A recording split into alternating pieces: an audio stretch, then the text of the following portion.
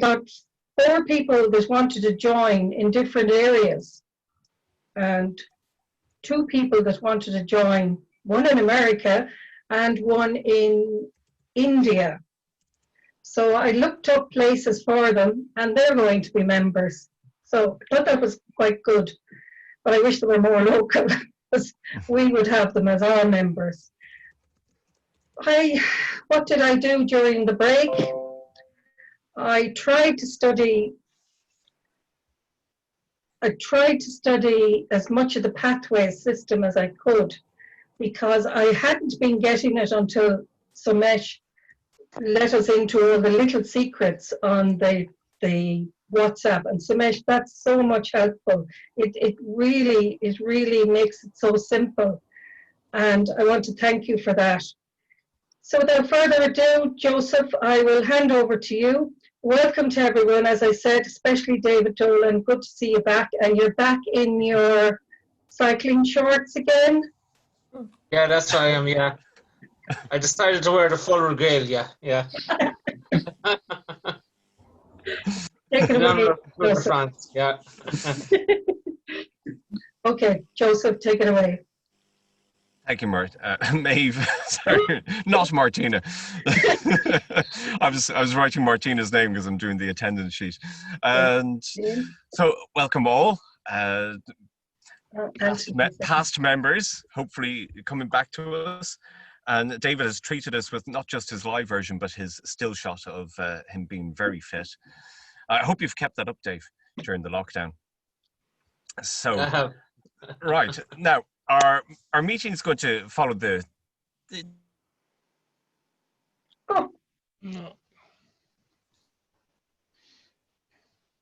format of table topics first and then speeches afterwards. And what we'll do to kick off the session is to do a few introductions. So the first thing I'm going to do is ask our grammarian, Antoinette, if she could give us a few words about the role of grammarian. Antoinette, please. Okay, thank you. So as grammarian this evening for the meeting, I'll be paying attention to the members' use of English, and I'll be watching out maybe for some examples of good language or nice phrasing. I'll also keep account on the number of maybe unnecessary or crutch words that we all tend to use, such as the ums and as. I'll be having a word of the day as well, and the idea is that the members will try to incorporate this word of the day during the course of the meeting. So for this meeting, the word of the day is the word conciliate, which means to overcome distrust or hostility, or to win over.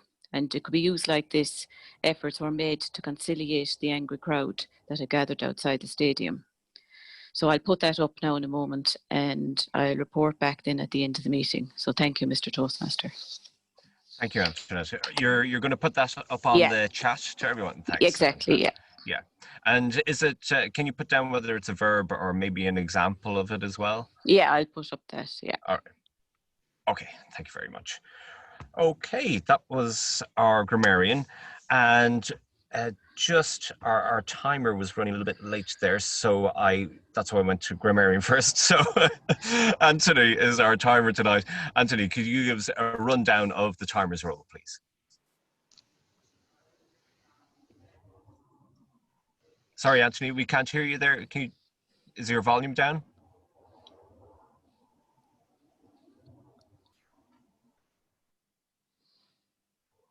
Is my volume down? No, you're okay. We can hear Joe.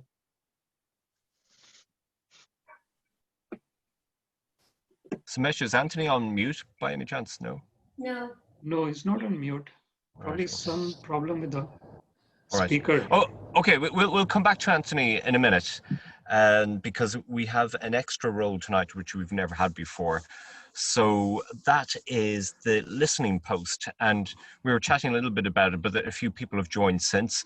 So Maeve, would you be able to just give us a brief description of what the listening post role will entail, please? The listening role is a new role that Samesh has uncovered somewhere else, and it's exciting to try it out tonight, and I said I would be the first one to do it. It is to make sure that you're listening correctly to, or taking in everything you should be about the speeches that are being said and the topics that are being discussed, that you listen carefully to the person speaking and give them all your 100% of your listening skills. So it will be a new thing to watch out for. Right, I'm looking forward to it. And that's at the end of the meeting, is it? It's topics and speeches now, so listen out. All right. So let me get this straight. So we have the listening post at the end of the topics and another one at the end of it. All right. At the end, totally at the end. Yes. All right. Oh, okay. After grammarian report and before general evaluator. Right. Okay. Sorry. I just have to get it right in my own head. Okay. Anthony, we'll try you again. How's that volume coming on? Yeah. Oh, that's still not working. Okay. All right. Do we all know what the timer roll is? It's a good smile anyway there. Yeah, he has a great, yeah. I just got a really fancy haircut today. So what we'll do is we're all fairly familiar here with the timer roll, so we'll move over that. I mean, it's more important if we have guests. So what we'll do is we'll just skip along to the general evaluator. Can you hear me now? Ah, yes. Okay. Oh, Okay. hey, we have him. Oh, that's a problem here. So it was not connected. Okay. So the timer roll, the speech, the stable topics will be 2 minutes. And actually, I have a class. I don't have anything. So, so can you hear it? Oh yeah. Yes. Okay. That's for 2 minutes and for 1 minute for follow up. And we have 2 speeches for today. And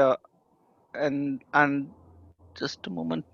Sorry for my computer suddenly blanked out. Okay, so 2 speeches. The first speech is like 4 to 6 minutes, and the second speech is 5 to 7 minutes. And how do you want me to alert? Like, because do you want me to show some color papers or just like this? Will this do well?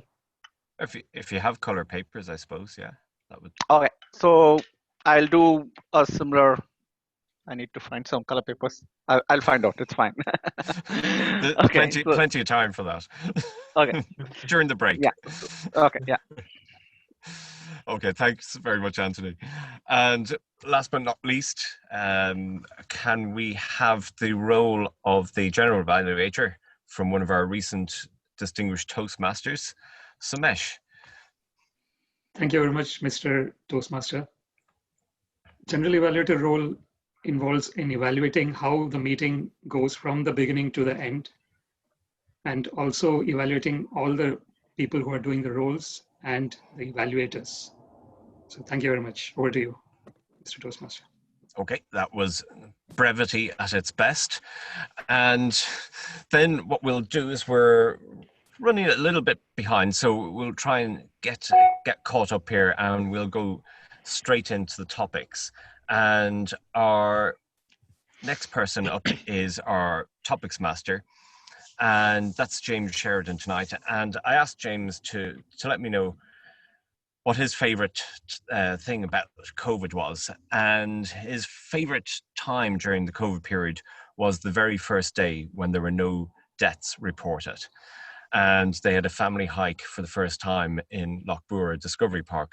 And I would hope during the lockdown that there were many more, because that's clearly within your 2 kilometer radius and then 20 kilometers and all that. Well, at least, you know, if you met someone along the way, that's what you told them.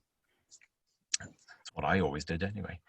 And so James has been with us quite a while. James has had a recent award as well. He's now a competent communicator, and I think competent leader as well, James. Is that right? Oh, no, right, okay. But competent communicator, it's, I think something only 2% of people achieve that in Toastmasters. So it's it is actually quite an achievement. So well done. Fantastic. So James, I'm going to hand over the virtual gavel over to you. So take from there.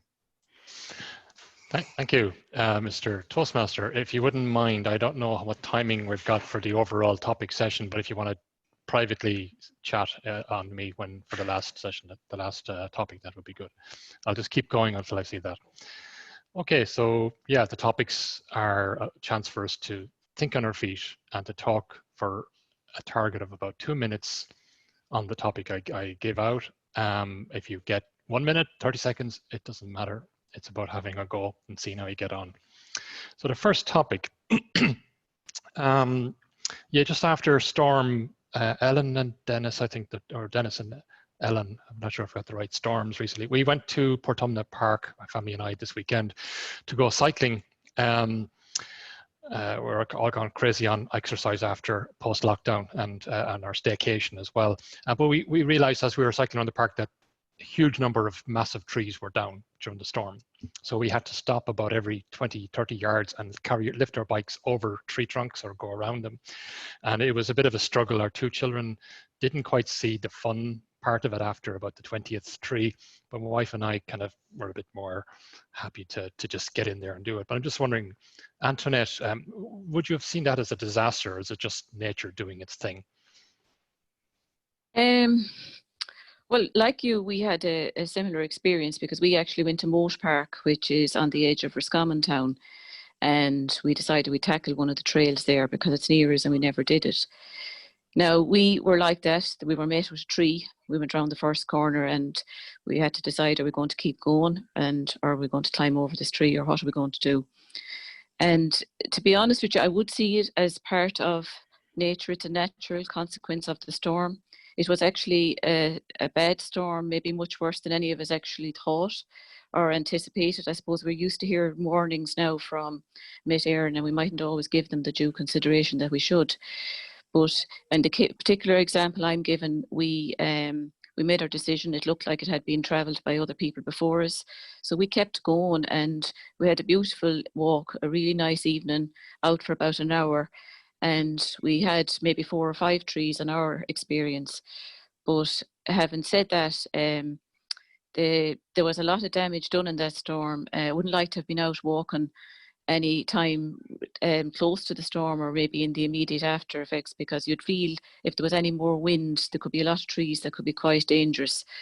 But I lost actually what I would call my favourite tree here at the house, where it actually split in two, and another tree down our land went. So it was, as I say, one of the storms that did a lot of damage that we obviously didn't expect. But look, at these things happen and nature takes its course, but possibly a bit early for nature in the month of August to have a storm that we had loss of power for maybe 2 days. In some cases, people were out 3 days. So I'd like to think that we wouldn't see too many storms like it too often. But I suppose as a consequence of the way the world is going, it's something that maybe we'll have to expect a little bit more of. But I didn't take away from our walk. Nature and the trees and all of that are very important. Just people need to be careful. Thank you. Thank you, Antoinette. Anybody else would like to follow up on that? Not seeing any.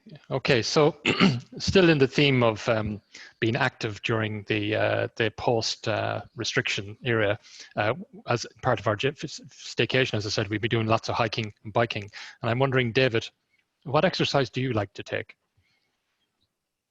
Can you hear me? Yes. Yes. Okay. Oh, you can hear me. Great. What exercise do I like to take? Well, at the moment now, I like swimming a lot, and I love going swimming out in Coosan Point there. The water is getting a little bit chillier as now that there's an hour in the month, but it's still tolerable enough.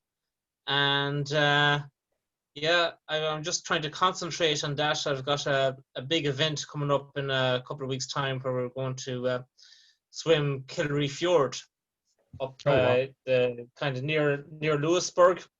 And that's a 4K swim, so I'm kind of just concentrating on that now and getting some time in the pool and time out swimming. But I like all sorts of exercise. Really, I try to do something every day, get me 30 minutes in at least. That's what I like to do. But really, I did a bit of gardening today as a former exercise, and I don't do that very often. So you know. Anton is good as far as I'm concerned. Thank you. Yeah, Thanks, David. that's it. Yeah, thank you. Anybody else interested in talking about their exercises, their exercise regime? Looking around. No, it's too late in the evening for exercise. So about a year ago, I think I spoke about this problem we have where we have crows coming in and eating our garden up, searching for grubs in the ground and destroying our lawns. This year, right on cue, they arrived about 2 weeks ago. And we're working from home, so we reckon we could just go out and tell them to shoo and go away. And we have a view of the back of the house where they had been attacking the garden. But then we realized after a day or so that they were attacking the front where we couldn't see anything going on. There's really clever animals. So we had this idea that we got a phone and pointed it out the front window and install an app which makes it a remote webcam over Wi-Fi. So while I'm working upstairs, I now have 2 cameras pointing different parts of the house. 2 phones are pressed into use as remote webcams, and I can see when the crows arrive and I can run out and scream at them in the roar. So that's my solution. So I was going to ask Siobhan, have you ever had to improvise a novel solution to a problem of any type? Thank you very much, James. I think you have way too much time on your hands. Possibly. You need to go back to work. No. I know you're working remotely, but actually, hearing you talk about your crows, it brought back a memory. In the 1990s, I lived in Japan, and I had a problem with birds as well. I had an apartment with a balcony. My washing machine was on the balcony, and I had pigeons come in on top of the washing machine frequently, and they were depositing, well, you know what, on the washing machine, which wasn't very hygienic and wasn't very pleasant. So I did put out a call amongst my friends and anybody I knew as to what could I do, what was possible. And somebody came up with the idea of making a makeshift mirror. And I actually got a piece of wood, I remember, and put some tin foil on it to make a type of a mirror. And the purpose of that, I believe, was so that when the birds would land, they'd see themselves in it and assume that another bird was already there and fly away. And it worked. It worked, surprisingly. So I don't know, would that work for crows? You could install some mirrors on your front lawn and back lawn and see what happens. But it solved my problem. Thank you, Mr. Topics Master. Thank you. Deirdre, you're on mute. Mr. Topics Master, I was at the meeting when you mentioned about your crows a couple of years ago, and and I was fascinated by it, and I'm still interested in it. And I put it down to that you must have May bugs or June bugs in your grass. You know, if you go, certainly in our grass here, if I go outside around May or June, there are these insects that fly up out of the ground. They only fly very short distances, but obviously it's August and they're well gone, so it's not that. But I was parked somewhere a couple of years ago, and I saw this van which had innovative solutions for getting rid of birds off your roof, and now some metal contraption. But the company was called something like Flock Off. I thought that was definitely a very innovative name. Oh, wonderful. My only attempt at doing something innovative was to keep cattle away from dipping their heads over our hedge and over our wall or hedge and eating the newly planted bushes that we had. So I thought a great idea might be to put something to frighten them away. So we put some strips of plastic, you know, from whatever, and attached it around our house. It had the opposite effect. They were even more interested in being in our hedge in our garden. Mr. Toastmaster, Mr. Topics Master. Thank you. Actually, Siobhan, I didn't have too much time on hand. I used some of my newfound leadership skills and delegated it to my 2 sons who designed the system. So and it worked quite well. I'm very proud of them for doing that. Anybody else want to talk? Anyways, this was open for any other problem, not just birds, by the way. Any other novel solution? Yes, Helen. My next door neighbour is very good at throwing a whole slice pan into his back garden, and pigeons come by the dozens and take up all the bread, and they stay on the roof for ages, and they stay on the edge of the roof, of the gutter, and they leave what they like on it, and it's very, very difficult I used to actually throw bread out I had little birds coming, and I found out that the pigeons decided it was theirs too. So I stopped putting out any bread. I don't put anything out anymore. I don't even put the nuts out for the birds. And I find that the pigeons don't come into me anymore. They stay in your man's garden, and that's happy enough for me. Thank you. Don't feed them. So moving on. So it's autumn now. And looking out, there's no light in the sky, unfortunately, at 8:30, which isn't very good. And it's heading towards that winter time. I typically start to do more reading this time of year as it gets into the later part of the year. I was wondering, Deirdre, would you have any good recommendations for book or books?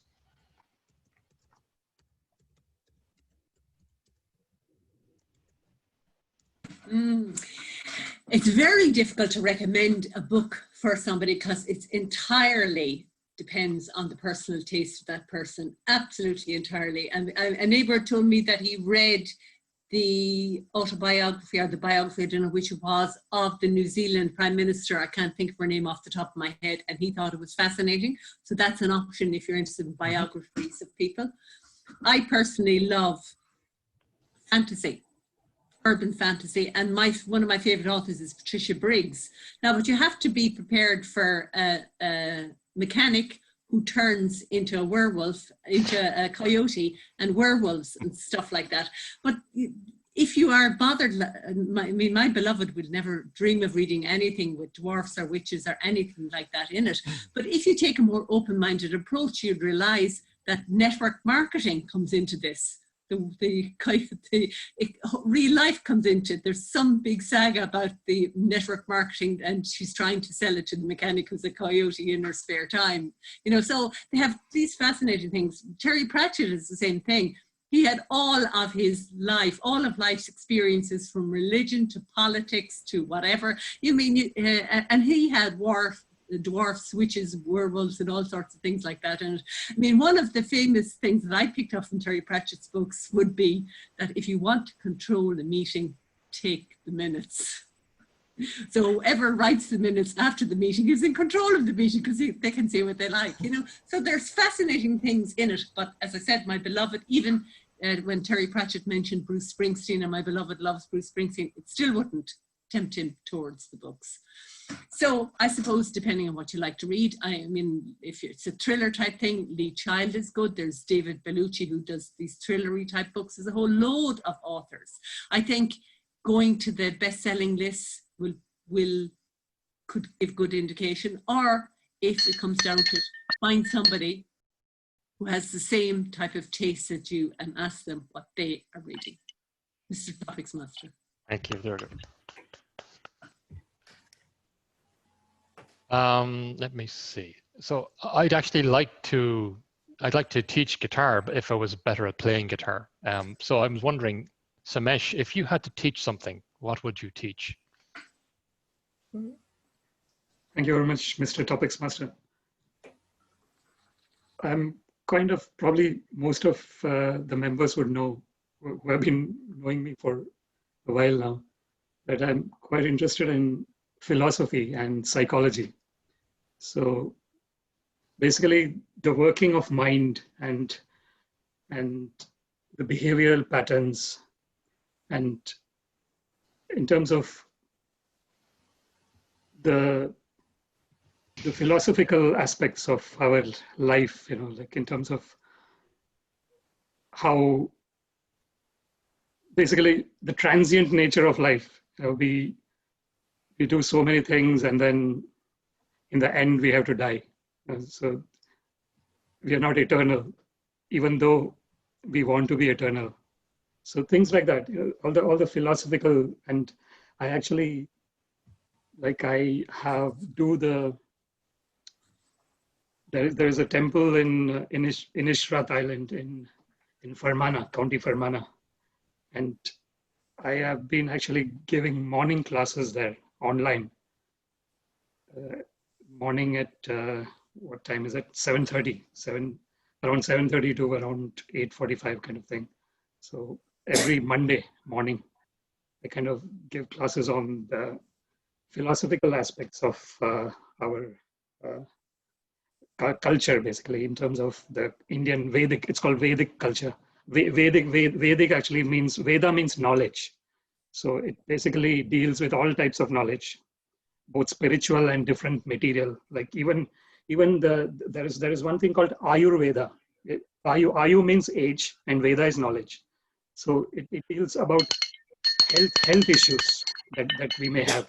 So basically, yeah, I'm kind of interested in all this self-help kind of activities. Yeah. Thank you very much. Thank you so much.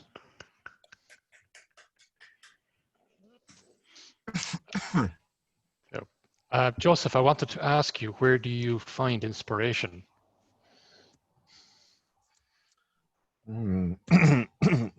Not in a dark car, that's for a start.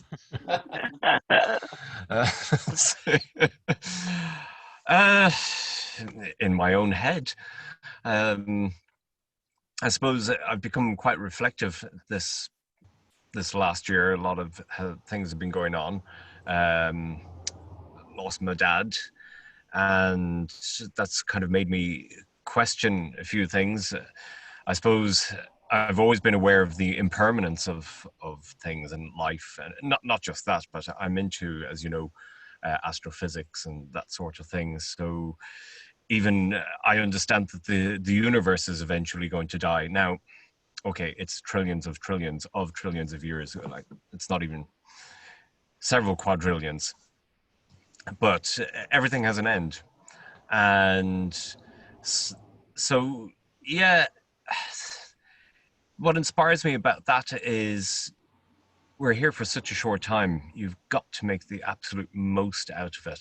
And I've heard people ask, well, I'm not atheistic myself, but I've heard other people like Richard Dawkins being asked this question. Well, you know, what makes you get up early in the morning if you have nothing to look forward to? And he says, well, the end is coming, so I've got to make the best out of what I've got here. So, you know, ultimately, and even the Dalai Lama has admitted that, you know, he believes in Buddhism and also reincarnation, that sort of thing. But he said, you can't exactly be 100% sure. So just in case, he's still going to live life to the maximum that he can. And he's a truly inspirational figure. I've read a couple of his books, and one of my favorite story is when he was a young guy who was, he probably was in single figures, but he was repairing watches. He worked in a watcher's jeweler's sort of thing. And he got so frustrated with a watch that he hit it with the hammer, which isn't the usual instrument that you would use to repair a watch, just in case anyone has ideas about repairing watches.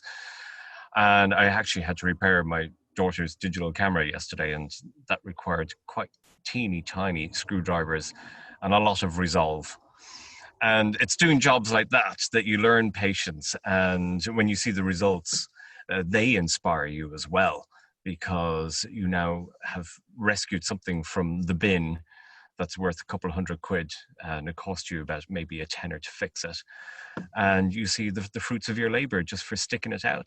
You know, that's the rewards are what spur you on to keep going. Thank you. Thank you, Joseph.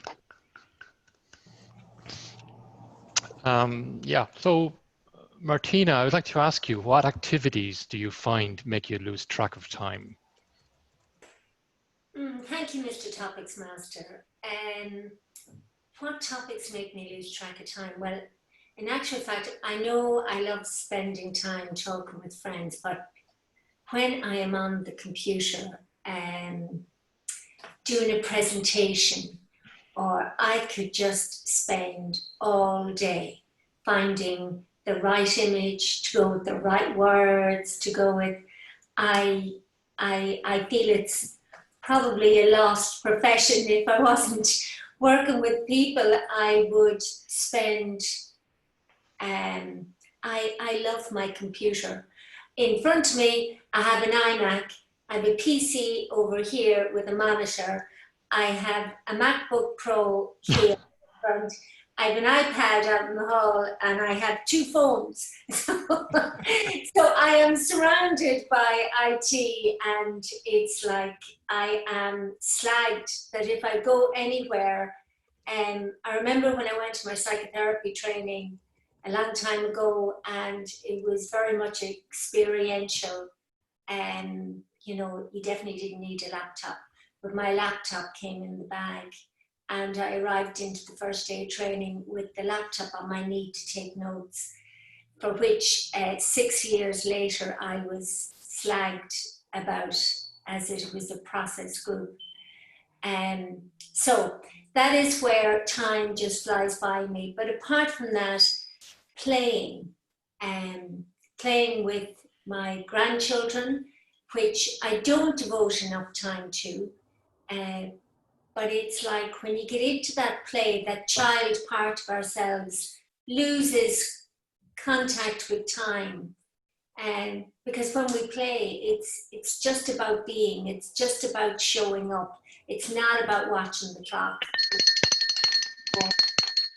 So yeah, that and hiking and walking and things where you can just be, and you don't have to be a role or to operate to somebody else's agenda. That's when time stands still for me. Thank you, Mr. Topics Master. Thank you, Martina. Anybody want to follow on with that? No. I think I have time for one more topic, Mr. Toastmaster. Maybe 2. We'll see. Maybe 2. Okay. Okay. Good. Yeah. So, Helen, would you be able to share, or would you remember any of your favorite quote or quotes for us this evening? I think some of the ones that I really love are the ones from Oscar Wilde. I know he has some wonderful ones. Oh, can I think of one now?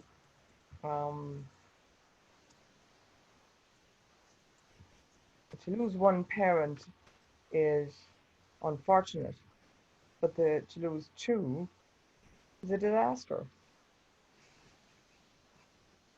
I had, oh yeah, never get married because you can always be in love. True. I think many of the other ones he has, but he had there. Some of them are superb. Won't come to me, and I just love them because they're very quirky, and he's very good at turning language on itself and saying things that are obnoxious. And I think if I ever could think of any more. Anybody got one on hand? Journey of 1,000 miles. Yes. Starts with the first Okay, step. one step. Hmm. I just can't think of any more. Sorry. No problem. Thank you, Helen. It's a difficult one. It's like trying to remember jokes on that. Oh, you can't think of one when you want to. Exactly. Thank you very much. Anthony, I was wondering, can you remember what's the best advice you have ever received? Best advice. That's I would say I listen to people. Usually, when I finished, usually in India, after the 10th examination, we need to select a branch, whether you want to go to a science background or commerce background. And one teacher suggested me just go for science. You're good at that, and that was one good advice. And second thing was, this is really funny. When I finished my schooling, I had good marks, and I had both medical seats and engineering. And due to first thing was I had to choose between medical or engineering. So I went and spoke to people. They said like, how quickly you need money? I said as soon as possible. Then don't go for medical. You'll earn only when you're 32. I think it turned out pretty good. And second thing is, okay, so engineering. What engineering you wanted to take? And I was like, okay, I want to become an aeronautical engineer or mechanical engineer or civil engineer. They're like, okay, no matter what engineering you do, you'll end up in TCS or Infosys, computers. Just go for computers. That was the advice I got. So I ended up being computer engineering, but I really enjoy my job, and because I got to travel a lot with my job, and that's why I'm here, the Toastmasters. So these were good decisions which people have guided me based on their experiences. Thank you. Thank you, Anthony. Thank you. I think I need to consider handing the gavel back to the Toastmaster at this point in time. Thank you, James. You're very welcome. They were great questions. Now, you don't get away that easy, as you know. And I had a bit of a connection problem there, and I missed the question that Samesh got. Samesh, what was the question you got? If he was teaching, what teaching? What would he like to teach? Yes. Oh no, that one's too easy for you, James. And I was busy typing away stuff there, and I missed the one that Martina got. Martina, what question did you get? What makes time stand still, or words to that effect? Oh, what activities make you lose track of time? Yeah, same thing. Yeah, I'd say you have a plethora of answers to that one, James, because you're a curious mind. No, not that one. Oh yeah, here. What autumn books would you recommend? Oh, excellent. The one I've least thought about myself, autumn books. Yeah, I like history a lot. As Deirdre said, it's a very subjective thing. It's hard to recommend books for other people. But if anybody likes history, Joseph, I think you might, or others might like it as well. I'm just finishing a book by Tom Holland. He's a British historian. He's on TV a lot. I went to a history, I may have said this before in this meeting, went to a history festival in Dublin last September, October, and met several people and bought some of their books, and Tom Holland is one of them. So it's a book on the evolution of Christianity from thousands of years ago right up to now. It's very interesting. It covers every angle you could potentially think of. Yeah, I'm enjoying it very much. Would I recommend it? Possibly, if that's your thing, but I'm really getting a lot out of it. Some people potentially read books faster than I do. I'm a very slow reader. It can take me maybe a month or more to read a significant book, maybe 2 months sometimes. I just read small pieces at a time. And some people even read a couple of books or several books because they want to keep a couple of things bubbling along. So I'm probably not the best person to come to for a book recommendation. It's going to take a long time before I can come up with a new recommendation other than the one I'm currently reading. And I think it's probably best to leave it at that because I'm not going to be able to shed any light other than what I've already shared. Thank you. Thank you very much, James. Great answer. I think the two of us need to start up the slow book club because I'm a terribly slow reader, and I sometimes have 10 books on the go, which is just dreadful. I also have a library book, which I'm glad that they've stopped taking fees because it's been out quite a while in my house.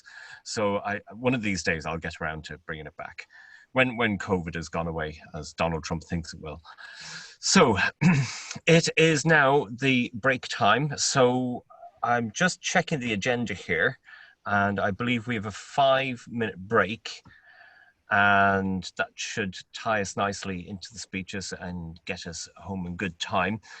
And yeah, if you want to make a cup of tea, if any of you want to chat to each other, and if you want to organize anything with Samesh, please do now during the break. I'm not going anywhere, so you can chat to me anyway. So, right, go and have a cup of tea. Now that we have our speakers back. So welcome back, everybody. Hope you had a nice refreshment and bickies to go with the tea. And we're moving on to the speech section of the evening. And tonight we have 2 speeches lined up. And our first speaker tonight is Deirdre Murchu. And just to let you know, Deirdre is another one of our recent recipients of Distinguished Toastmaster. So another fantastic achievement for the club. And Deirdre's Toastmaster goal for the foreseeable future is to overcome her difficulties at writing speeches. She's probably still writing it right now. And doing as many speeches as I can and continue to take every opportunity to speak as often as possible. And you'd think with a slot on the radio, she does enough of that. But anyway, it's great to have her. So before we introduce you to Deirdre with her speech, I want to invite her evaluator, who is Helen, or sorry, no, Martina, sorry. Gosh, getting everything mixed up tonight. So Martina, could you give to me the objectives of Deirdre's speech, please? Yes, thank you, Mr. Toastmaster. So Deirdre's speech is on the first level, if I have the right language, as in the icebreaker of the pathway of engaging humour.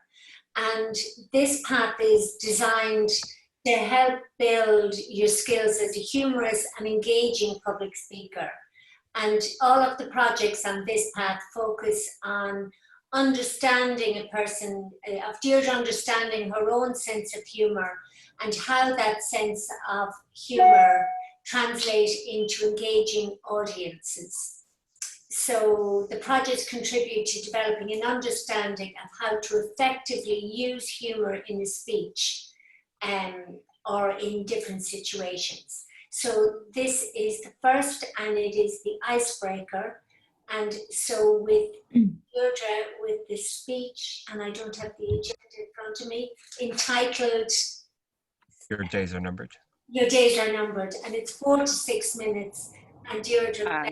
And just on the timing, so I'll be using the different color codes, and for 4 minutes, this will be shown yellow color, and for 5 minutes, orange color will be shown, and for 6 minutes, the dark red color will be shown. I think I didn't have any colors, so I just used some of my books as my color thing. Sorry. Looks like very interesting course material, Anthony. So yeah. Thank you very much, Martina, for that. And I will now ask Deirdre if you could step up to the microphone to deliver a speech entitled Your Days Are Numbered. Deirdre. Your days are numbered. That is not a threat. It's a simple fact. According to the United Nations Development Programme, in Ireland, the average person lives to be 82.1 years. That's 30,000 days. Now, if you are female, add on another 500 days. And if you are male, pick off at least 500 days. The truth is that nowadays we live an awful lot by numbers. From our date of birth, weight at birth, date we start school, finish school, date our various life cycle events, jobs, careers, children, etc. And then there are the other lifestyle numbers that influence us. For example, how many followers or friends do we have on social media? How many tweets or retweets or likes do we have? How many of us have a Fitbit, imaginary here, that counts their 10,000 steps per day? Or even Toastmasters, which are 40 speeches to get the Advanced Communication Gold. That's the old system. Even Paul Simon got into the act with his 50 ways to leave your lover. Now, to bring me into it, I have always had a kind of an uneasy relationship with numbers. First of all, I came into this world in a hurry. I almost was born in a lift. And while my parents lived, there was always this simmering dispute between them about whether I was born on the 23rd or the 24th of the month. Now, I started school on time, whatever age I was, can't remember, 4 or 5. Unfortunately, I skipped a year. I skipped first class for some unknown reason, And I ended up leaving school at a very young age. And that obviously filtered into the rest of my life. But that wasn't the only difficulty I had with numbers. I'm convinced I have some sort of an undiagnosed problem with numbers. You know, it's there, but it's erratic or intermittent. Just to give you an example, yesterday evening, I had sent a message to our VPE, giving him details about my speech and the date. Today's date, I thought. He snapped back to me as quick as a flash. Deirdre, you're 9 years into the future. I put down 2029. Now, as a result of getting the Distinguished Toastmasters Award, I was interviewed by Athlone Community Radio. And during the interview, I was asked how long I had been with Toastmasters. And I said I joined roughly the same year as I joined Athlone Community Radio. And in my mind, I was saying, and out loud, I thought I was saying 2013. Now, I picked up a bit of uncertainty in the answer from the presenter. And when I listened back to the podcast, I had said 2003. And I would have sworn I said 2013. So you can see my problem. Now, okay, this is a very sensitive bit of the conversation, so you keep this strictly to yourself. But at one point, I weighed 73.6 kilos. Now, I'm not giving you any more information of that. Was it today, yesterday, 6 years ago, or in the future? Just that figure. And I just barely stopped myself from boasting that I was 36.7 kilos. Incredible, half. Now, what is the alternative to living by numbers? First of all, you could worry about it. Shorten your life expectancy, shorten those 30,000 days by worrying about living by numbers or worrying about how you live your days. You could decide, well, I'm only going to act in an age-appropriate way. I interviewed a woman who was in her 70s a couple of years ago, and she said to me she felt under pressure by her families to behave in an old person's way. They wanted her to restrict her movement so she didn't fall, blah, blah, blah, so she didn't do lots of things. So she refused, and she set up an active club for women. So this is where I would be more interested in doing, deciding what type of person I would like to be. This is the third alternative, deciding what type of person I would like to be or what lifestyle I'm going to live. And this is definitely what I plan to do. So my days are numbered. And as I get older and maybe a little bit less agile, I still have to remember how many of the 30,000 days are, if I live to be 100, 36,500 days I have left, how I'm going to live them. But it's still far, far better than the alternative. Our days are numbered. Mr. Toastmaster.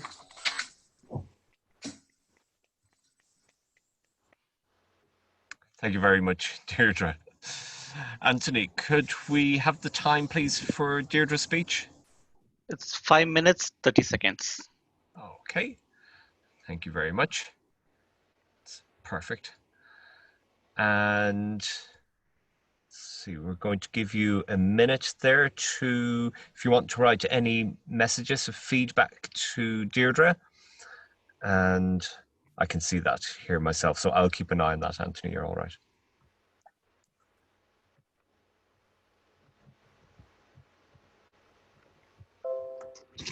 Jesus Christ.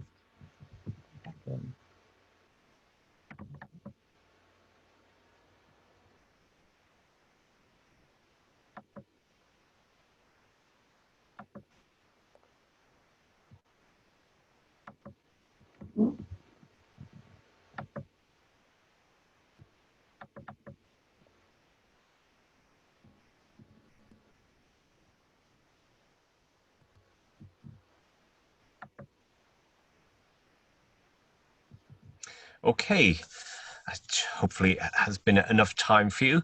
Now we will move along to our second speech of the evening, and that is from Siobhan Fitzgerald. And Siobhan has been with us quite a while and is as everyone knows, an amazing speaker who's been in numerous competitions up to district level and has done herself very proud, and the club and area and division.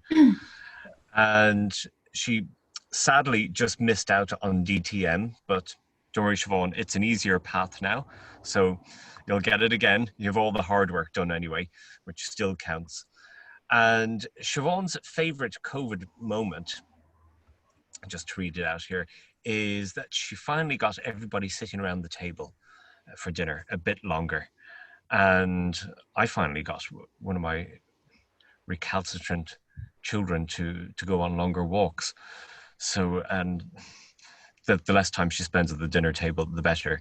So, so we're at opposing ends here, Siobhan.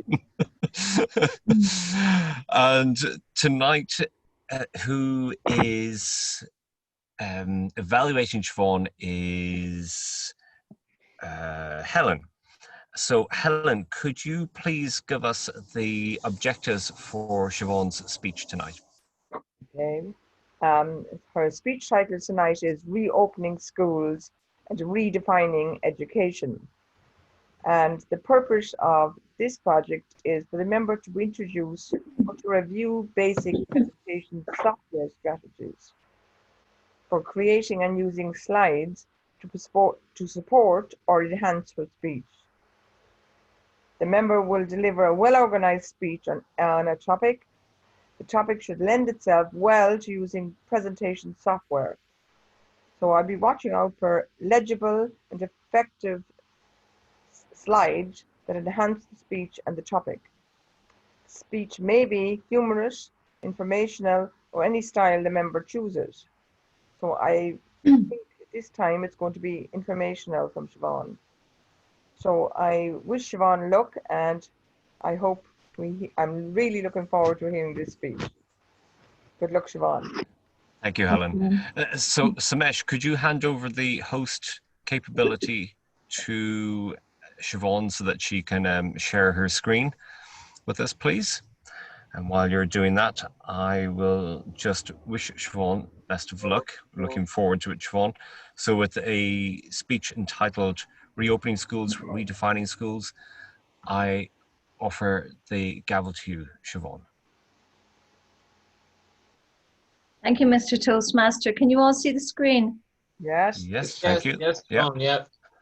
Okay. I actually did quite well in life, in spite of my education. Oh, I hate this comment. I've heard it so many times. I actually did okay in life in spite of my education. You see, I'm an educator, a primary school teaching principal, and I've just done what nobody has ever done before. Together with my team, we've just reopened our school during a pandemic. Fellow Toastmasters, welcome guests, good evening.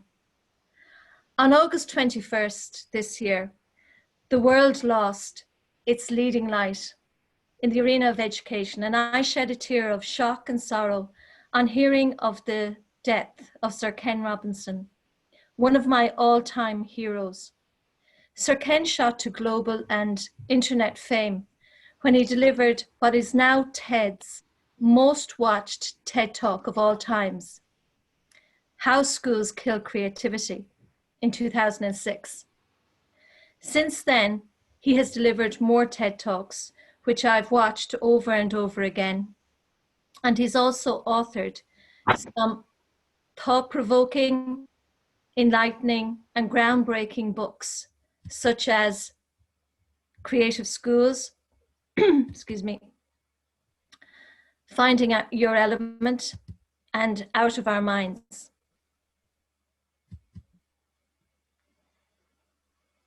In this presentation, I'm going to comment on two of his talks, How Schools Kill Creativity and Bring on the Learning Revolution in 2010.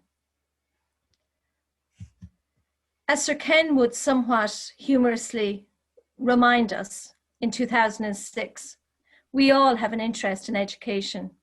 Our own and our loved ones' schooling is a topic that goes deep for all of us. So as we reopen schools, I believe that here lies the greatest education opportunity of our generation, the opportunity to reflect and redefine schooling, pointing out the extraordinary depth and potential of human creativity, talents, and the capacity for innovation. Sir Ken reminds us in How Schools Kill Creativity of how young children have the innate inclination to take risks. If they don't know, he says, they'll give it a go. But somewhere in the process of schooling, they lose this inclination. He quotes Picasso's assertion that all children are born artists, but the challenge is to remain an artist as you grow up. He makes the truly important point that creativity is as important as literacy, and we should treat it with the same status. In Bring On the Learning Revolution, Sir Ken compares human resources with the Earth's natural resources. And he says both are very often buried very deep beneath the surface. As educators, we need to create the conditions and the culture in schools where talents can reveal and show themselves and where they are valued. He explains how human communities depend on a diversity of talents, not on a singular conception of ability. And yet, education systems and schools all over the world, up until now, have all had a similar hierarchy of subjects, which looks something like maths and languages at the top, then humanities, and then the arts. There is so much more in Sir Ken Robinson's talks that I plan to cover in future presentations. Sir Kenneth Robinson was a British author, speaker, and international advisor on education in the arts to government, non-profits, education and arts bodies. He shifted a mindset to reveal a new education paradigm. Wow, what a legacy. He's left us a legacy. He's handed over the proverbial baton. Will you take it up with me? As Sir Ken would say, the power is with the people. He has convinced educators all across the world in his talks that what is needed is not to reform education, as many countries have tried to do. No, there is no point trying to reform what is already a broken and outdated model. Instead of reformation, we need transformation. We need to transform education. And what if the time is now? Some people might say, we can't change the education system because it's always been this way. No, it hasn't. As Sir Ken points out clearly, our current education system came into being approximately 100 years ago to meet the needs of the industrial age. Life has changed, evolved. We're not factories churning out neatly packaged, standardized products. We are complex, child-centered, human establishments aiming to bring out the best in every unique individual. For any parent of more than one child or any aunt or uncle of more than one niece or nephew, you know at a deep level that no two children are the same, that their talents, personalities, and needs are very diverse. I have 4 children who have the same parents, and they are so delightfully diverse. I wouldn't dream of treating them the same, and I certainly wouldn't get away with trying. Transfer this then to a class full of 25 plus children or students. No amount of putting them in the same uniform, with the same books, providing them with the same carefully adult chosen facts from a world, a vast, vast world of information, will ever make them the same. Interestingly, no young person in the world completed standardized testing this year. Have they suffered because of that? Academically, mentally, emotionally, socially, physically, spiritually? What have we learned? COVID-19 has unwittingly accelerated an opportunity to seriously reflect and reconsider how we do schooling. Imagine a child from 2 generations into the future coming back to thank us for what we did today. What will they be thanking us for?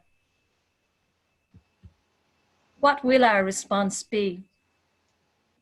Like many other educators that I know, I've never wanted anything less than to make a difference for my students.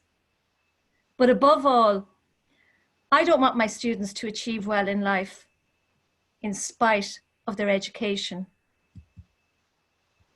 I want them to flourish because of it. Mr. Toastmaster.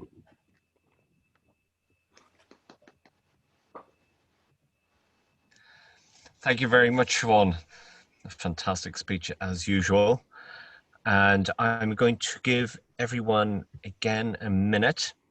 If you want to give some feedback to Siobhan, now's the time, and that gives our evaluators some essential time to write notes as well. So a minute from now. Joe, just the time of the speech is, is 9 minutes, yeah. 9 minutes, okay, thanks.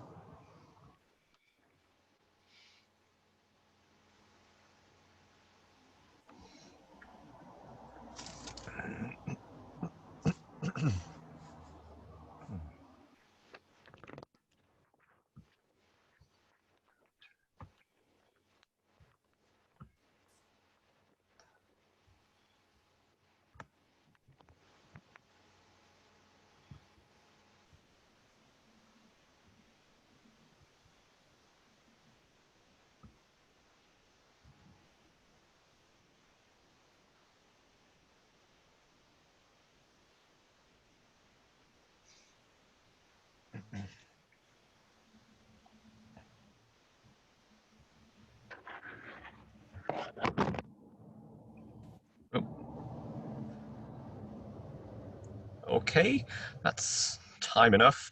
So it's come to the stage of the meeting where we're going to invite back our evaluators.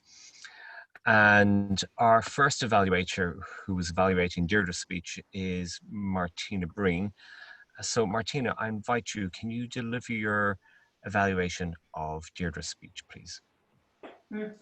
Great. Thank you, Mr. Toastmaster, and well done, Deirdre. Great speech, and the first thing I want to say is excellent on the timing. 5 minutes, 30 seconds, so perfectly. I think there's a bit of a theme going this evening with your days are numbered, and with Siobhan, our second speech, with the time is now. But with Deirdre, I don't believe that your days are numbered as a speaker. They're only warming up. I think you started off so definitive and definite. You came into the screen with a your days are numbered and grabbed our attention. And you brought us through talking about life numbers and your relationship with numbers.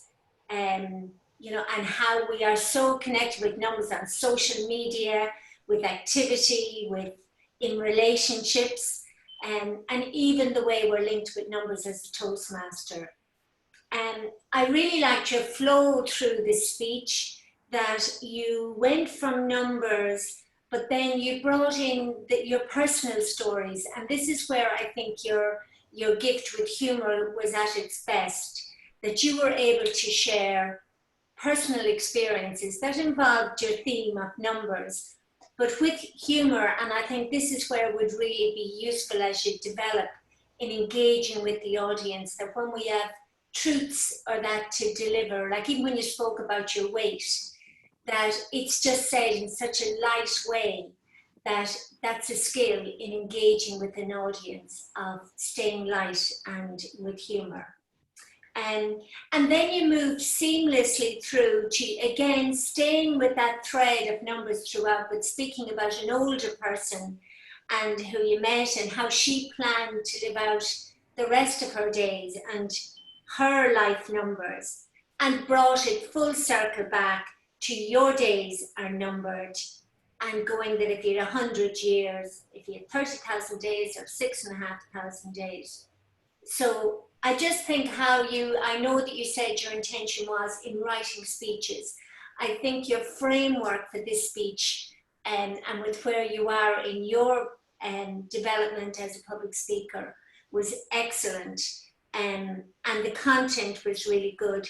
As far as a recommendation, I just think because your diction and you have a very powerful presence, that if you were delivering this again online, your face so close to the camera and your eyes open, it rather than your potential positiveness and strength could be on the edge of nearly the word aggression is with me, but that's I'd like to turn the volume down on that.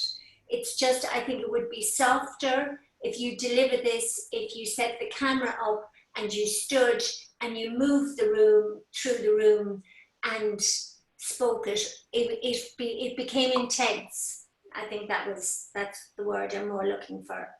So in all the confusion, everything with your numbers, I'm hoping that maybe we share a birth number as in on the 24th. Thank you. Thank you very much, Martina. No one born on February the 29th? Because your days aren't numbered. You only age 1 year every 4 years. Now, let's see. Anthony, do you have a time, please, for Martina's evaluation there? It's 3 minutes, 30 seconds, yeah. Oh, on the nose. Perfect. Yeah. Right, okay, just in. Now, we will move on to our second evaluator, and that's Helen Keenan. Helen, do you have your evaluation of Siobhan's speech, I please? do indeed. Siobhan was doing Pathways 3, and it was about presentation slides. And I have to say, Siobhan, they were superb. The whole slideshow was just absolutely superb. Behind the whole thing was tremendous planning. The place where you excel, Siobhan, and you excel it to top class, is in the clarity of your spoken language. It's so clear and so easily understood. And not only the clarity, but it's your use of language. Your use of language is just superb. I'd have small pieces out of it. The diversity of children and our different responses to each child. Your clarity. You had one sentence on it where we all have an interest in education, and the all was bigger than the rest of the print, because that took every single person in. Throughout the whole thing, I was looking at the faces, because it asks you about audience awareness and audience response a great deal. And everybody was spellbound. Everybody was spellbound. Some people didn't move. They didn't move a muscle. They were just listening so intensely to what you were saying. All of what you said was so superb. the idea that creativity was equal to literacy. I like that line. If a child goes into school and he don't know, they'll give it a go. Like, you had lovely transitions of that kind in language terms and in thinking terms.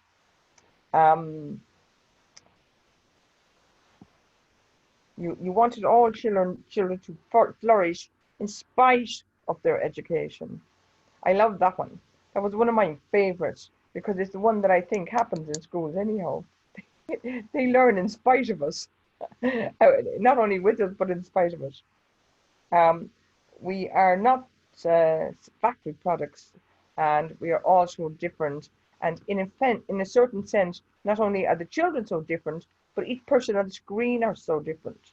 And we're all so different here, and we do it so differently anyhow. So I think the whole speech lens has huge ramifications, and everything is superb.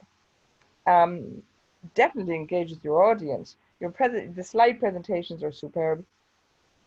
The only thing I would have liked, Siobhan, during the whole presentation was, for the screen, for me, all your slides were here, and there was 3 people down the side. I was one of them. I would have liked if it was only you. I don't know if the system allows you to do that. The slides are here, and you are here, and nobody else. Or the other people get smaller or something. But I missed your face a lot of the time. And I would have liked to see how you were going to do that. Somehow I'm gone in. And I go back into Siobhan. I think Semesh is tinkering. Go back into all the pictures. Now I have you back. So, but maybe I should have done it myself to go in to see how were you presenting it, because I didn't notice your eye contact or your facial expressions during it. But my hearing of the whole thing was superb. And I'd have one comment to make, and I think, if anything, you deserve a DTM. If anything, Siobhan. So extremely well done, and thank you very much for all the wonderful language and all the wonderful ideas. Well done.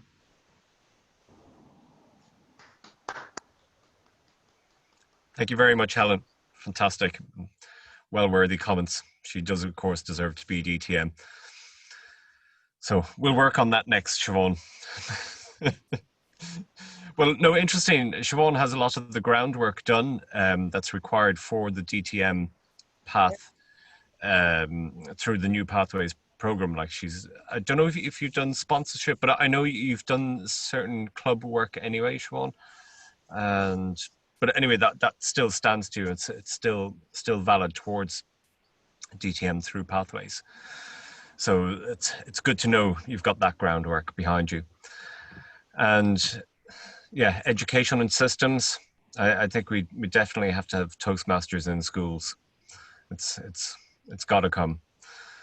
And certainly with the lockdown, my children being off school, they're learning all the time, whether they're at home or at school. And funny, my children are in a Steiner school. It coincidentally is also an over 100-year-old educational system. So rather than just revamp the national primary school educational system, I think they all need a good look at, because it's certainly stuff that I don't agree with in the Steiner education. I think it's like, yeah, that was all right back in the 1800s or the early 1900s. It's not okay today. We have to keep in step somehow with the modern world. So that was, I really enjoyed tonight's meeting, and it's come to the end of my tenure. Oh, one last thing. Sorry, Anthony, what was the time for Helen's evaluation there? 4 minutes, 10 seconds. Yeah, well, I don't care, Helen. It was a great evaluation. So, and I am now going to hand the gavel back to our, oh, sorry, no, what am I doing? I've forgotten the reports. Yeah. God almighty. This is what happens when you have a holiday. You forget how to do things. So I'm going to ask first, Antoinette, our grammarian's report. How did we do tonight?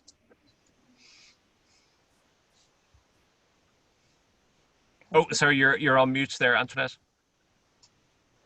Sorry. Sorry, no, thank you. We did well tonight, maybe not with the word of the day. I'm not sure if it was used. If someone used it, maybe let me know, but I didn't hear it.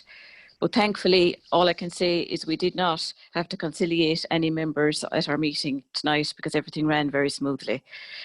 And here I am with I'm just coming to the crutch words. We did use a lot of as I have started there myself, as and but overall not too bad. But we did rely a lot on There were some nice phrases and interesting words that were used that I heard throughout the meeting.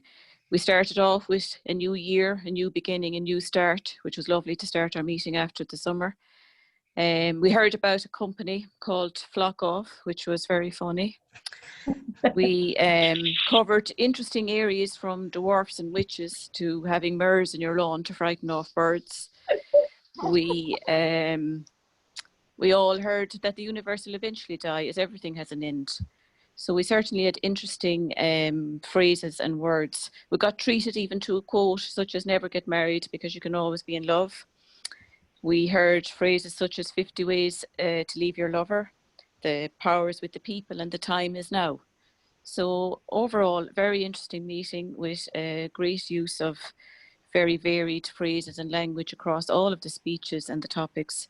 So that's all from my report. Thank you very much. Thank you very much, Antoinette.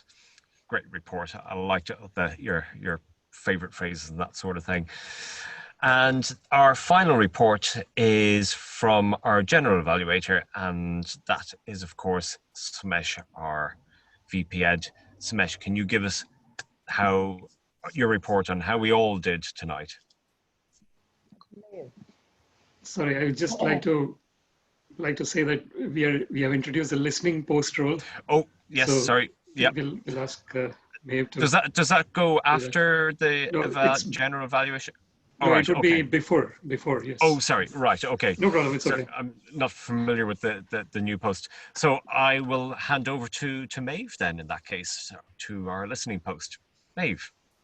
We're all learning about this listening post, so we'll all make mistakes on it. But I hope this is what should be the role.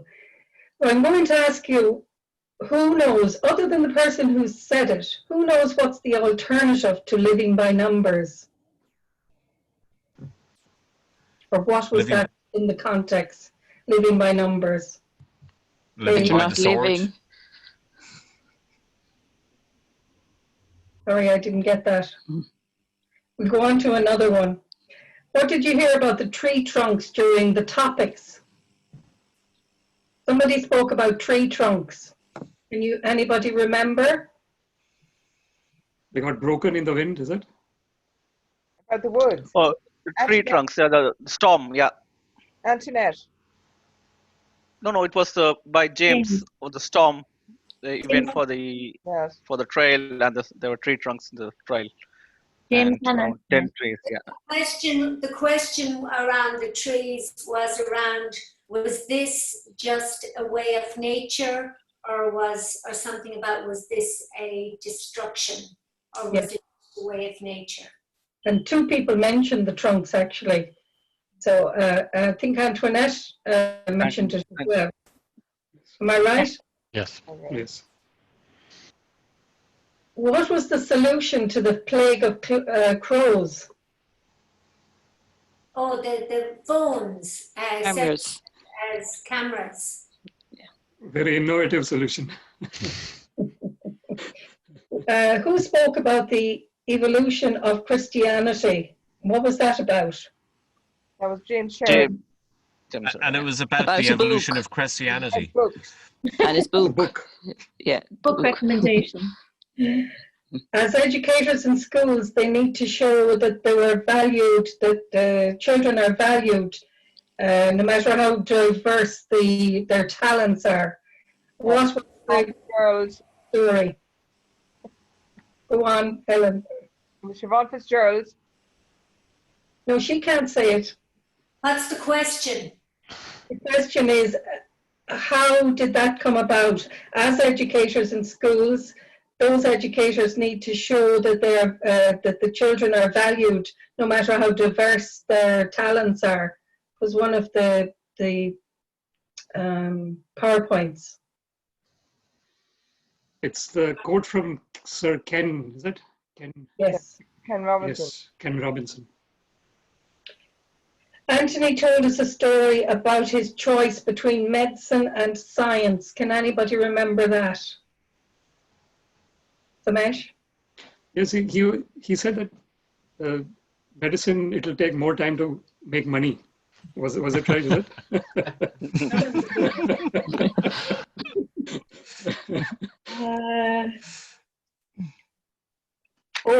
COVID excelled us into showing us that it's an opportunity to standardize, an opportunity to transition education. Am I right? I think I am. Can you remember that part of Siobhan's talk? Anybody? I think what Siobhan mentioned was... He said all children are born artists. Yes. But the challenge is to remain an artist as you grow up. So the COVID is an opportunity for this to happen because we have time to change things. Am I right in your quote, Siobhan? Yeah, that one is from Picasso. Oh, good. That's it. And I think that's enough, really, is it? That was a great selection, Maeve. You don't conciliate. Maybe that's not right. Well done, dear. Well, it's too late for that count. Oh, I'm taking it. So conciliate, actually, is that it's kind of giving the olive branch, isn't it? Yes. Or and trying to placate, yeah. Yes, basically, Placate, calm everybody, and So right, okay. Well, it's great to have the listening post for the first time, and look forward to that again. Sorry, Maeve. Sorry, can I just ask Samesh, is it something like that you want, or, Absolutely. You've heard? Yeah, okay, great. I think it's an interesting addition. It helps us to understand how closely are we listening to the topics and speeches. It's quite a good addition, I think.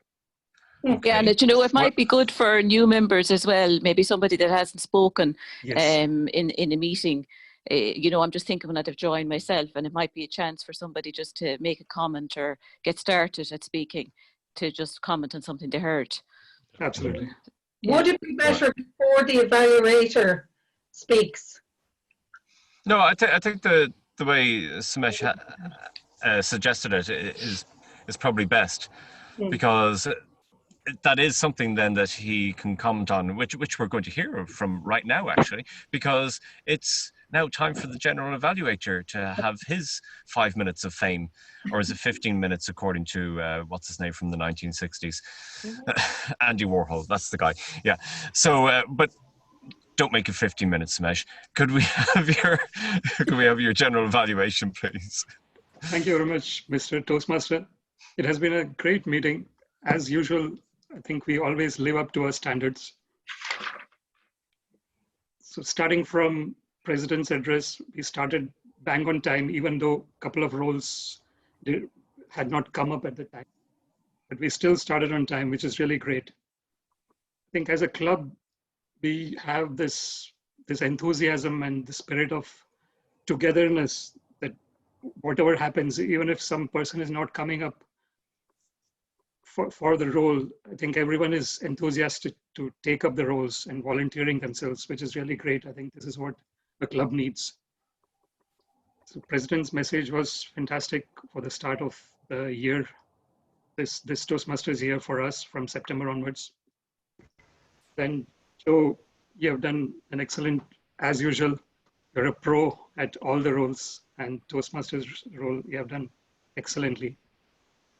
And really appreciate that you're not staying at home. You're probably somewhere else, but still you're you're making that extra effort to come to these meetings. So this really appreciated. I think we all are doing our own kind of efforts, and this is really appreciated, Joe, that you're 100% dedicated to the Toastmasters ideology of service. So we say that integrity, respect, service, and excellence. So these are the 4 pillars of Toastmasters. So service is what we are doing in terms of serving each other and helping new guests who come in and develop their communication and leadership skills. It's really great. Coming to topics master, James, excellent professional. I think the way you bring in your own stories in the beginning, you tell something about what happened to you, that builds a very good context. We kind of associate with the topic even more when you do that. So this is really great that you do. You bring in your own stories and then you ask question on the basis of that. It really is great. Next, I would comment on in the chronological order, if you say. I think Anthony, you improvised. You just found out the yellow, orange, red books, and then you used it. Excellent. So on the spot, you improvised and an excellent job done as a timer. Thank you very much. Next, we would come to grammarian report. Antoinette, you're a pro at this. You have done this role many times, and it's an excellent way how you told us about all the different use of the language and the crutch words as well. So thank you very much for that. Next, I would talk about the evaluation. I think the first evaluation was Martina's. As usual, I think pro evaluation 100%. You mentioned about what you really liked, the flow, the grabbing of attention, the personal stories, how Deirdre has engaged the audience, seamlessly moving through, and how the whole speech was, the framework of the speech was excellent. And you also gave a recommendation of standing up and moving. I think this is, I actually tried in one of the meetings, and what I did was I actually did like this. I attended an online meeting, and I stood up like this in an online meeting. And the recommendation that I got after the speech was, you should place your camera in the straight angle. Otherwise, people will think that you're looking down at the people, which was very valid. So I think all these things come into picture. So how to place a camera? It should go in. The camera should be so much in far so that I can see you straight. Even while standing, I should be seeing you straight. So all these things, I think we are still learning a lot about online presentation, and it is good that these recommendations are coming, and hopefully we can try and incorporate these in our next meetings. So thank you very much, Martina. It was great. And you were bang on time as well in terms of if it was an evaluation contest, you're just bang on time. So it's really, you won't get disqualified, I guess. If you had 3 minutes, 31 seconds, you would have been disqualified. So that was really great. So thank you very much, Martina. The next evaluation, Helen is our founding member. So we always learn from Helen in terms of how to do any role. So Helen had given a lot of about the clarity of spoken language of Siobhan, which was what I noticed as well. And Helen actually took the advantage of this Zoom situation that we are in, and she actually saw the expressions of each and every one of us. And she mentioned that not one person was moving, everyone was raptly listening to Siobhan.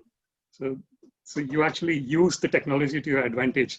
If it was a normal meeting, you would not have noticed the faces of all the people. But here in the online meeting, we see the faces directly. So this is really great, Helen, that you use technology to your advantage now in terms of giving your evaluation. This is really great. And I think what your recommendation was, you said that Siobhan deserves DTM, and Siobhan is actually above DTM. DTM is something very, it's for someone who is basically trying to learn communication and leadership skills. And Siobhan has done TED Talks. Siobhan is a principal of a school. So DTM is nothing for Siobhan. Actually, it's just a title. It's not so. Thank you very much, Helen, for the great evaluation. I think. And what else? The listening post. Yes, thank you very much, Maeve, for volunteering to do that. And it looks like from the feedback that we have got from everyone, it looks like we should continue this role. I'm assuming. So hopefully we can get volunteers to do this role for the coming meetings. So it's good to have some kind of innovation, but within the limits of the Toastmasters rules and regulations. And this seems to be one of them. So it's good that we were able to do it today. That's it from me. Thank you all very much. Over to you, Toastmaster.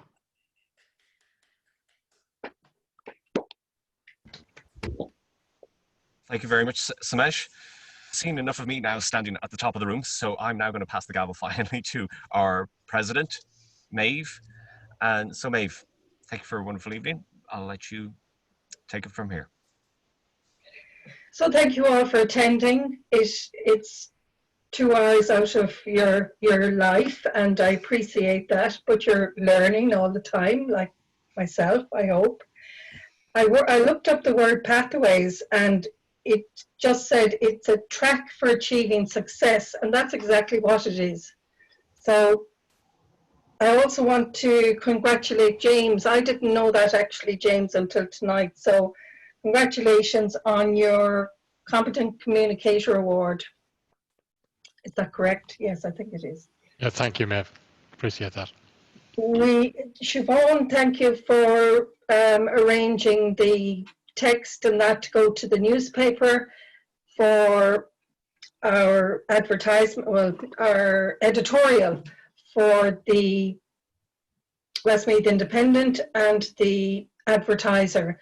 The Advertiser has told me it will go in this week or next week, but possibly next week.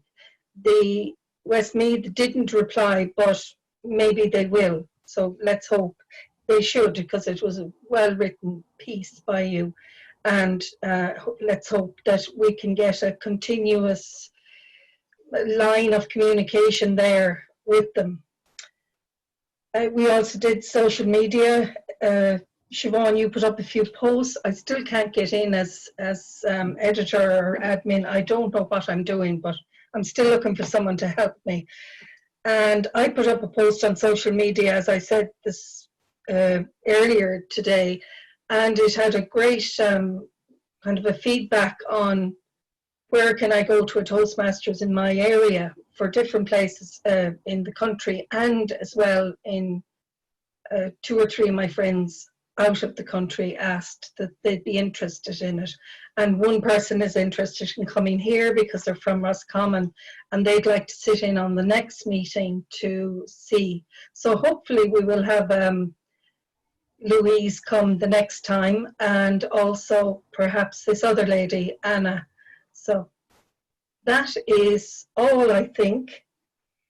Thank you, Samesh, for putting the wheels in motion to have the Zoom tonight for me. And for all the people with roles, thank you very much. It was a great meeting, I think. So, thank you. Thank you. Good night. Thank you. Thank you very much. Just one thing about, before we go, just wanted to say that it's there in the agenda as well. 27th of October is the contest, humorous speech and table topics. And Joe has kindly volunteered to be the contest chair. And I think Martina has volunteered to do compete basically in the contest, the humorous speech and table topics. Okay. So it will be great to get more people to be in the contest and take the roles as well. Mm-hmm. And maybe for the next meeting as well, we will need to. And I would encourage people to try new roles. Whoever has not tried any new role, please try it out. I think this is what we want to achieve, that everyone come out of their comfort zone and try and take up new roles. Okay. So we'll keep in touch through the WhatsApp. Can I just come in there? If we've lost a secretary, perhaps somebody would step up to that role on the committee. And if anybody decides to do the roles for the contest, please contact us as soon as possible so that we can start on it. Perhaps we'll have a committee meeting about that. Thank you all. Yeah, Thank you. We should. David, hope we'll see you in the next meeting. Yeah, and just on that note, are we doing Zoom again this month? Or are there, like, I know pubs are opening and that's probably a sign of things going in the direction of more opening.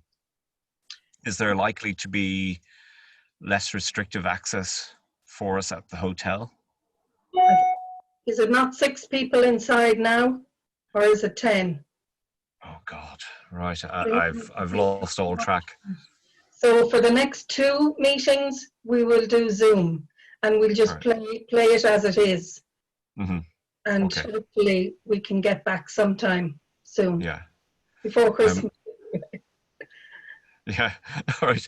Well, I think because it'd be great to play around with the hybrid meeting, but of course that wouldn't really be a feasible option come the contest, because it'd be too much going on that night. Yes. And I think we should keep that as simple as possible, to give our speakers as least amount of distraction, because they have enough to be getting on with, because they're trying to be on top of their game competing. Because the Toastmasters International have decided that the area, division, and district contests are going to be online. All right. I would suggest maybe we can practice online for the club as well. Yeah. Okay. So it might be a practice for the people who move on to the area, division, and district contests. Well, yeah, I suppose, yeah, because they have to be familiar with the technology to compete at the area level. Yes. And upwards. Yes. Okay. Well, thanks very much, Samesh. Thank you.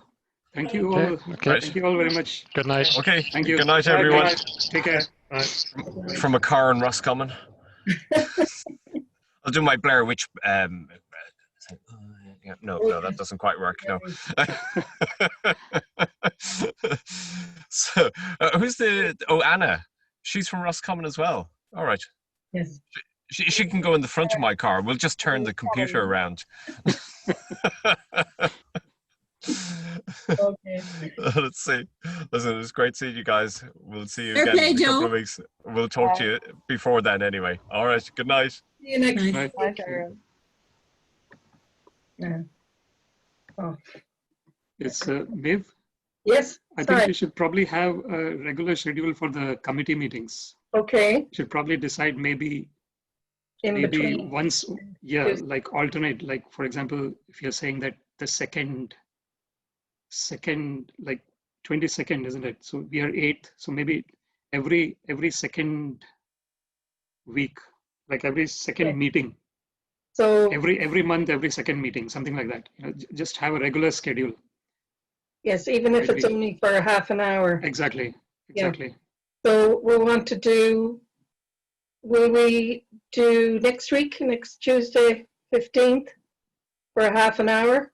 Or do you want to leave it till the 29th and maybe more people will have come forward for the roles and to compete? Generally, I think what the previous committee did was they did the committee meeting before the club meeting. Okay. And so then, let's do next Tuesday, the 15th. Tuesday the 15th? Yeah. What I'm just suggesting, like what the other, like the previous committee did was they did once a month on the same day as the club meeting, just 1 hour before, 1 or half an hour before, so that people do not have to, think about another day. Okay. But it's up to you. So if you So we could do 7 to 8. Exactly, something, and then make it a regular cadence. Yes. It could be less. Some days it could be less when there's not much to discuss. Okay. But So it's good to have a regular cadence of committee meetings. Can you say that again?